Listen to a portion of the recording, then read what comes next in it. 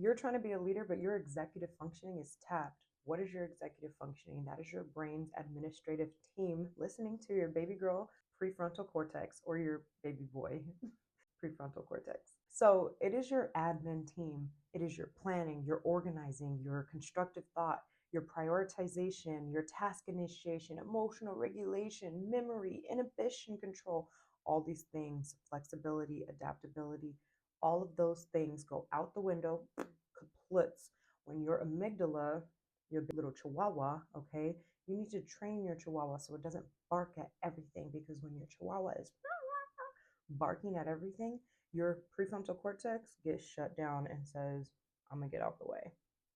Actually, it's not that pleasant. I feel like when your amygdala is on high alert, it kicks your prefrontal cortex right off the edge of a cliff. So, to optimize your leadership, to optimize your executive functioning, you're going to want to regulate your nervous system. You're going to want to train the chihuahua. You're going to want to learn how to be calm and get a vantage point of the situation.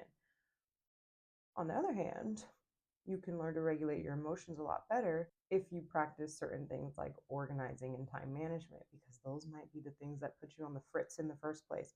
But, anyways, we are going to talk about what your executive functioning looks like when you're regulated and when you are deregulated. So, for example, let's talk about one of my favorites, working memory. When you're regulated, you can hold information, you can listen to tasks, go do this, grab the water, put it on the counter, close the door, then come back into the room.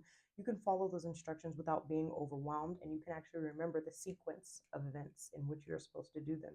Your working memory is absorbing.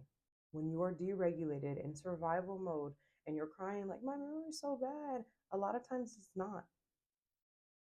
A lot of times it's that you were never present in the first place because you're in survival mode, or because you're overwhelmed, or because you have too many open loops and you're doing 20 different things at the same time. Sometimes it's brain fog because of your emotional intensity, because of what you're going through, maybe depression, anxiety. Sometimes it's emotional flooding. Sometimes that's why you forget instructions midway through completing a task, or don't remember the sequence of events, or never remember what that person said because you weren't present in the first place. You didn't absorb it in the first place. That's one of many executive functions, but we're just going to come out the gate with that.